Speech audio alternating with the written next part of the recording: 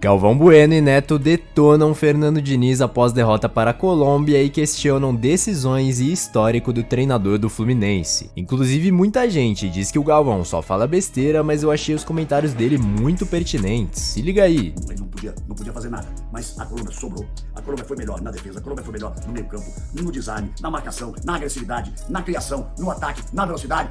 Olha, se não me engano, foram 26 finalizações da Colômbia contra 10 ou 12 da seleção brasileira. Isso não é o futebol brasileiro, gente. Não dá. Não dá. Por quê? Porque o Diniz faz o Fluminense jogar, levou o Fluminense à conquista da Libertadores, uma final histórica contra o Boca. Ótimo, muito bom. Mas ele tem quase 2 anos de trabalho no Fluminense. Não dá para esse futebol autoral, para esse futebol de você juntar jogadores numa lateral do campo, fazer inversões, jogar com 4 atacantes, deixar um espaço ali, querer que esses jogadores acostumados a criarem jogadas de ataque venham buscar a marcação.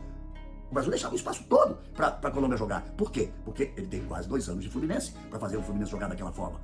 O André deu uma entrevista à Globo, muito bacana, dizendo que essa coisa de sair tocando a bola, o risco que a torcida às vezes se assusta, eu fico nervoso, acho que você em casa também fica, mas que nos treinos do Fluminense, que treina demais, que trabalha demais, ele põe até 13 jogadores na marcação contra 11 do time titular para ficar ainda mais difícil. O André diz assim, quando chega no jogo, parece que a gente tem mais espaço, mas isso é quando se tem tempo para treinar.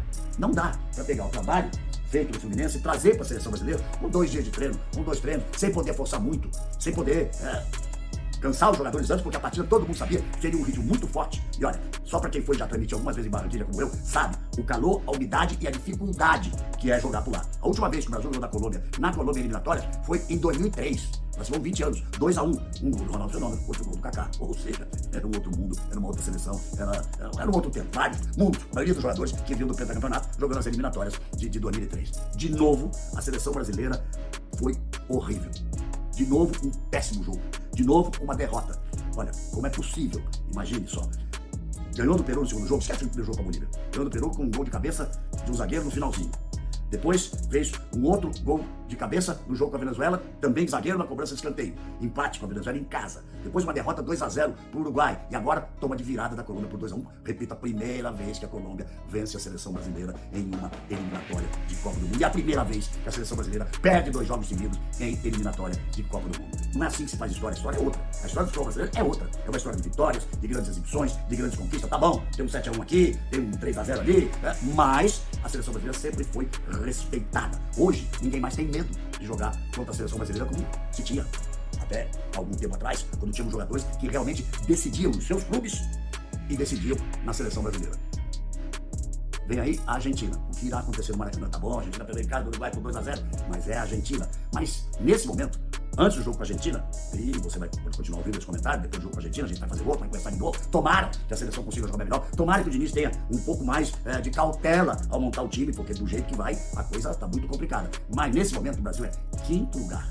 Depois de 5 rodadas, é 5º colocado. Vai classificar para todo mundo? Vai. É praticamente impossível não chegar ali entre os 6. Mas olha, volto a repetir. Não temos time. Não dá para jogar dessa forma. E, olha, não sei se já viu uma seleção brasileira tão ruim e tão fraca como essa. Assim, ó, eu queria falar do Fernando Diniz. Fernando Diniz, todos os times que ele treinou, e aí é estatística, não sou eu que tô, isso é fato. Eu não gosto de usar muito esse termo, fato, né? Mas é fato. Audax tomava muito gol, caiu. São Paulo deixou de ganhar um título brasileiro, uma maqueta. Se ele ganha do Bragantino, que foi a primeira vez que o Muricy foi, os Júlio Casares foram lá em Bragança.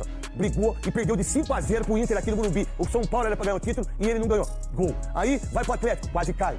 Aí vai pro Guarani, fica 2 dias. Vai todos os times que ele foi. Pro Santos, mesma coisa. Só que aí ele fez um futebol meio que mentiroso. Pra mim, são incompetentes. Aí eu vou falando do Diniz. Aí o Diniz, você monta o time, não montou? A gente não assistiu os treinos, eu assisti os treinos pela SPN. Todos lá na Granja Comarica, onde a gente ficava.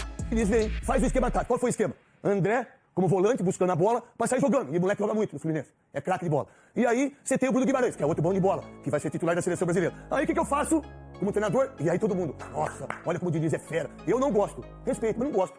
Não gosto como ele trata os jogadores, não gosto como ele trata as pessoas. Eu não gosto como ele trata quem é grandão e quem é pequenininho. Meu irmão, eu não suporto quem faz mal pros outros. Eu não suporto quem tem liderança e quem tem poder e que trata as pessoas que não têm o poder e a liderança e a grana de uma forma diferente. Eu fico louco. Aí do Diniz, ele xinga o juiz, xinga os jogadores mais jovens, não xinga os grandão.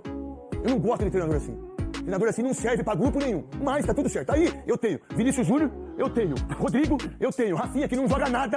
E eu tenho o Martinelli, que é bom de bola, não tinha que ter ido na última Copa. Nessa ele tem que ir. É o que eu penso. Aí, pá, 5 minutos, arrebentando, jogando muito. Falei, opa, nossa senhora, que legal, que bonito de ver. Mas 5 minutos, futebol são 90 minutos. São 2 tempos. Como ele já disse várias vezes. Ou eu ganhei o primeiro tempo, mas você não ganhou o segundo. Você ganhou o primeiro e o segundo, pra ser campeão. Não tem essa. Aí, o seu Diniz, o Vinícius Júnior vai ter o estiramento, a contratura muscular na parte posterior da coxa. Sai.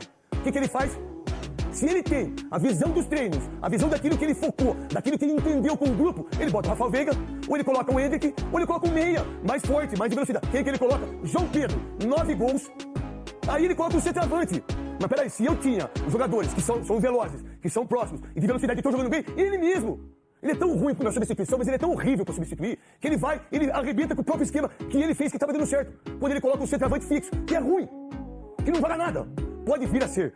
Pode ser um centroavante, talvez igual o Viola, que o Viola foi monstro, ele pode ser o Nilson, mas ele nunca vai ser o Careca, ele nunca vai ser o Romário, ele nunca vai ser o França, ele nunca vai ser o Evair, o João Pedro. Aí eu venho saber que o João Pedro já era do juvenil do Fluminense. Na primeira passagem dele, mas pera um pouquinho. Se eu tenho o Hendrick, que é um monstro, que é um jogadorzaço... Joga lá onde tava o Vini. Não precisa desmontar o esquema. Não precisava desmontar o esquema. Joga lá onde o Vini tava. Joga onde o Vini tava, desde o Hendrick lá, que ele já jogou assim. No Palmeiras, você coloca ele, não muda o esquema, ganha de 5-0 da Colômbia. Aí o retrospecto do Diniz, dos dinizismo, da TV Globo, da Sport TV e de todos aí, tá tudo certo. Aí, dos puxa-saco, o que tem de puxa-saco é brincadeira. Filipão que é ruim, né? O Abel que é ruim. Aí, eu pego e substituo mal. Aí vem uma pergunta pra ele. Mas por que perdeu o jogo? Que o rapaz perguntou, o Rodrigo, você tirou por quê? Mas não foi por causa do Rodrigo que perdeu. Mas se o Rodrigo tivesse e era o melhor jogador em campo, talvez a gente ganhasse o jogo.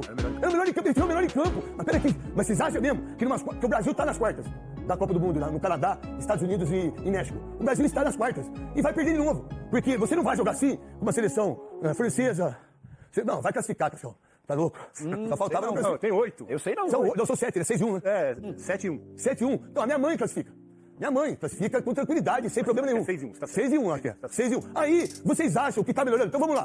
Desde 2020, 21 e 22, quanto mais gols nós tomamos? O Diniz. Cara, é uma coisa impressionante o retrospecto. Vai dar no meio mesmo. Nossa, eu adoro isso, parece um lobo. Né? O único a perder 2 jogos seguidos. E vai perder mais. Na história. Na história. O único a perder pra Colômbia era... Pera, alguma coisa tá errada, né? Não venceu a Venezuela. Nem com o Maduro, aquele louco do Maduro, e o Chaves que morreu, graças a Deus, né? Sofreu em 5 jogos. Eu joguei no Itachacal da Venezuela, eu assistia lá, o Chaves dava charla de 5 horas na televisão. Eu ficava, porque depois tinha Miss, né? Porque lá, pelo amor de Deus. Tira do ar, no dia minha mulher pegou eu assistindo Miss, que fase que eu tava aí. É uma coisa impressionante. Sofreu em 5 jogos, mais gols do que em toda a eliminatória passada, Veloso. E o mais curioso é que mesmo com tudo isso, o Diniz tentou ainda pintar um lado bom depois da derrota, dizendo que a seleção está evoluindo. Eu realmente não sei onde ele vê isso, mas se liga nesse absurdo. Tem que analisar o que está acontecendo no jogo, porque analisar só o resultado, a equipe perdeu 2 partidas e isso é muito ruim. Mas eu acho que o tanto que o time mexeu, as mudanças que teve da Copa do Mundo para cá, o pouco tempo para treinar, eu acho que tem que levar em consideração isso e olhar para o lado positivo das coisas positivas que teve hoje aqui. Então, acho que as coisas para corrigir hoje elas são mais fáceis de serem corrigidas do que aquelas que a gente precisava corrigir do Uruguai para cá. Porque criar é sempre mais difícil do que a gente corrigir os aspectos defensivos. E a gente vai fazer de tudo para corrigir. E provavelmente contra a Argentina, a gente não tem garantia que vai ganhar e que vai perder. E eu falei isso quando ganhou o título da Libertadores. Olhar só o resultado é uma coisa que não me interessa muito. Eu acho que a equipe ela vai evoluindo aos poucos. E a tendência da evolução e de você jogar bem, no caso de hoje, corrigir os aspectos defensivos, é que os resultados começam a aparecer e quando aparecer de uma maneira consistente. E como eu costumo dizer, aqui no canal sempre dá pra piorar. E hoje saiu uma notícia que o Real Madrid quer renovar o contrato do Ancelotti para além de 2024 e o italiano ainda não tomou sua decisão sobre isso. Já pensou se ele não vem para o Brasil e temos que ficar com o Diniz ou um nome pior ainda? O que será dessa seleção nesse ciclo? Enfim, comenta aí embaixo se você concorda com as palavras do Neto e do Galvão ou acha que eles estão exagerando.